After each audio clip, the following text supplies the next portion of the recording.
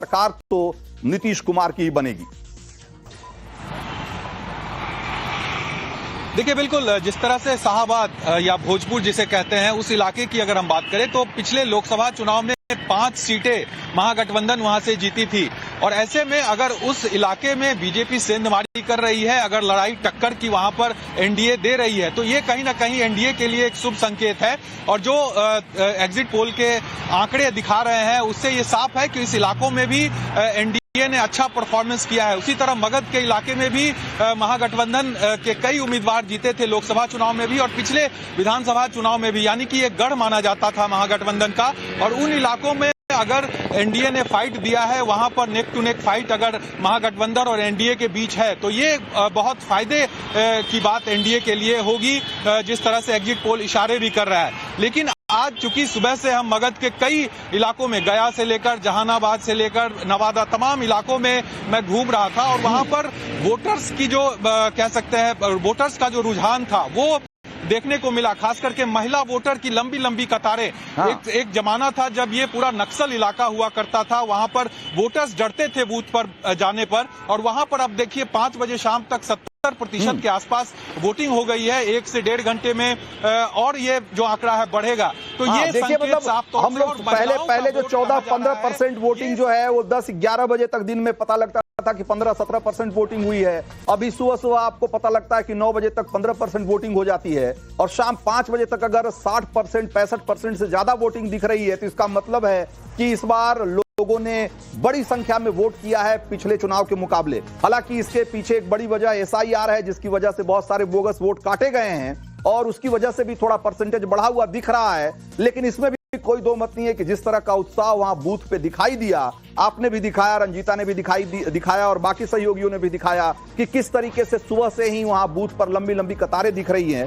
वो बताता है इस बार लोगों में इस चुनाव को लेकर बहुत अच्छा उत्साह था और इसमें कोई दो मत नहीं है कि इसका फायदा, जो कम से कम एग्जिट पोल के आंकड़े बताते हैं कि इसका फायदा नीतीश कुमार को मिलता हुआ दिखाई दे रहा है। हमारे साथ वरिष्ठ पत्रकार अनंत विजय भी हैं। अनंत विजय जी, एक बार फिर से नीतीश कुमार, कम से कम एग्जिट पोल के आंकड़े तो यही कह रहे हैं, और जैसा कि हमने बिहार में दोनों ही चरणों में देखा कि बड़ी संख्या में महिलाएं निकलकर वोट देने के लिए आई और पुरुषों के मुकाबले किसी भी बूथ पे चले जाइए, महिलाओं की कतार कहीं ज्यादा लंबी दिखी, बल्कि कई जगह तो 2 गुनी लंबी दिखी। मुझे लग रहा है कि ये महिलाएं नीतीश कुमार के लिए एक बार फिर से वरदान साबित हो रही।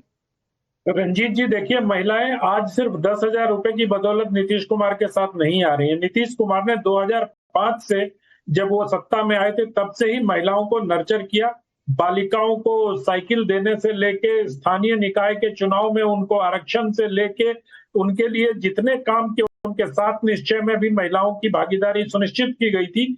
तो ये पिछले 20 साल की जो बच्चियां उस समय स्कूल में पढ़ रही थी और उनको बस्ता और साइकिल मिला था, अब वो माँ हो गई हैं, उनके बच्चे हो गए हैं। तो उन्होंने पूरी की पूरी एक पीढ़ी तैयार की अपने लिए। तो मुझे लगता है कि अब 20 सालों बाद नीतीश कुमार को वो महिला वोटर पे कर रहे हैं। और जाहिर सी बात है, जो ये 10,000 रुपए का उन्होंने उन लोगों को रोजगार शुरू करने के लिए 1 करोड़ से अधिक महिलाओं को जो पैसे उनके खाते में ट्रांसफर हुए, उसका असर बहुत दिख रहा है बिहार में। लेकिन कुल मिलाकर अगर हम देखें तो जिन आपने सारे रीजन में दिखाए, अगर हम उसमें मगध को छोड़ दें तो भोजपुर और मगध के अलावा बाकी हर जगह, मतलब तिरहुत और जो आपका मिथिलांचल है, उसी में से 2 में से 90 के करीब सीटें हो जा रही है। तो सरकार तो इन्हीं 2 रीजन से बन जा रही है। बाकी मुझे हैरानी सिर्फ इस बात पर हो रही है कि जन स्वराज पार्टी को इस बार इतना माहौल बना था, और अगर उनको सचमुच, आपके एग्जिट पोल के नतीजे में प्रश्न करने का कोई कारण नहीं नजर आता, लेकिन अगर सचमुच उनको 2 सीटें मिलती हैं तो प्रशांत किशोर के लिए ये रास्ता बहुत बड़ा सेटबैक होगा। बिल्कुल। तो हमने अभी तक आपको 4 रीजन के जो आंकड़े दिखाए, उसी से एक तरीके से क्लियर हो गया कि एक बार फिर से नीतीश कुमार की सरकार बनने जा रही है। कम से कम एग्जिट पोल के आंकड़े तो यही बोल रहे हैं। अब जरा 5वें रीजन की एक बार दिखा देते हैं, माफ करिएगा, 6ठे रीजन का जरा दिखा देते हैं। अंग प्रदेश का जो इलाका है, जो कि भागलपुर और उसके आसपास के जिले जहां आते हैं, उसमें से देखिए 23 सीटें हैं। उस हिसाब से देखा जाए तो रीजन वाइज कोई बहुत बड़ा इलाका नहीं है, लेकिन 23 सीटें हैं 243 में से। और यहां क्या रिजल्ट बता रहे हैं एग्जिट पोल के? कहते हैं कि एनडीए को 14 सीटें मिल रही है और एमजेबी को यानी कि महागठबंधन को 9 सीटें। अगेन प्रशांत किशोर और अदर्स के खाते में यहां कोई सीट जाती हुई दिखाई नहीं दे रही है। तो आप देखिए कि 14 सीटें नीतीश कुमार को और 9 सीटें तेजस्वी के गठबंधन को। उस हिसाब से देखा जाए तो यहां भी बड़ी बढ़त है। तो देखा जाए तो अगर मगध और भोजपुर को छोड़ दिया जाए तो तेजस्वी कहीं भी ठीक ठाक फाइट में या कांटे की टक्कर या जबरदस्त टक्कर देने की स्थिति में दिखाई नहीं दे रहे हैं। बाकी सभी जगहों पे ठीक ठाक बढ़त दिखाई दे रही है नीतीश कुमार और बीजेपी के गठबंधन को। तो ये एक तरीके से देखा जाए तो इस बार के जो चुनाव में एक बात तो स्पष्ट है कि 143 सीटें जो एग्जिट पोल के आंकड़े कहते हैं कि 143 सीटों के आसपास जो है वो एनडीए को मिलती हुई दिखाई दे रही है और महागठबंधन के खाते में 95 सीटें जाएंगी।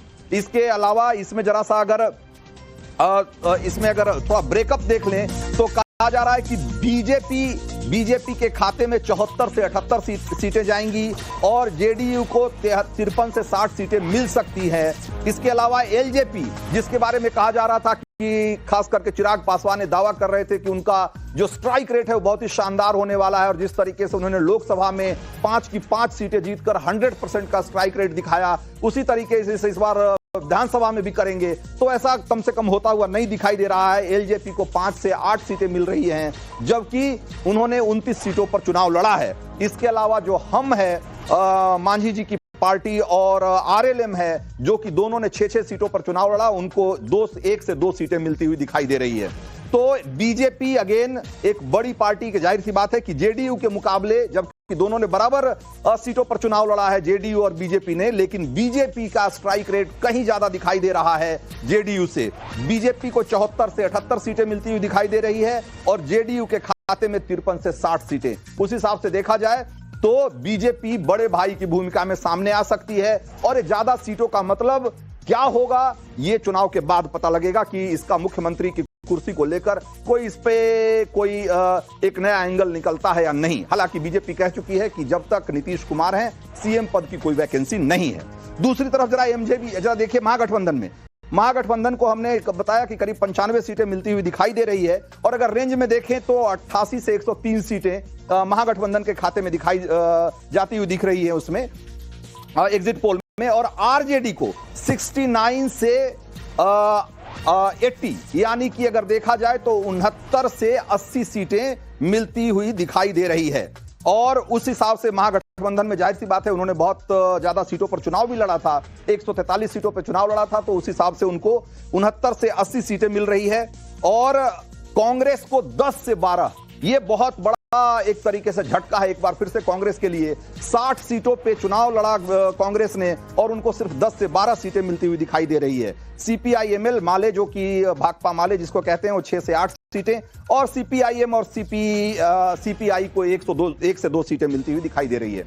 इसमें जैसा कि हमने आपको पहले बताया था कि सीमांचल में एक बार फिर से ओवैसी खाता खोलते हुए नहीं बल्कि 2 से 3 सीटें उनको मिल सकती है, जो कि ओवैसी के लिए बहुत प्लस पॉइंट है। पिछली बार भी उन्होंने 5 सीटें जीती थी और अगर इस बार 3-4 सीटें जीत लेते हैं तो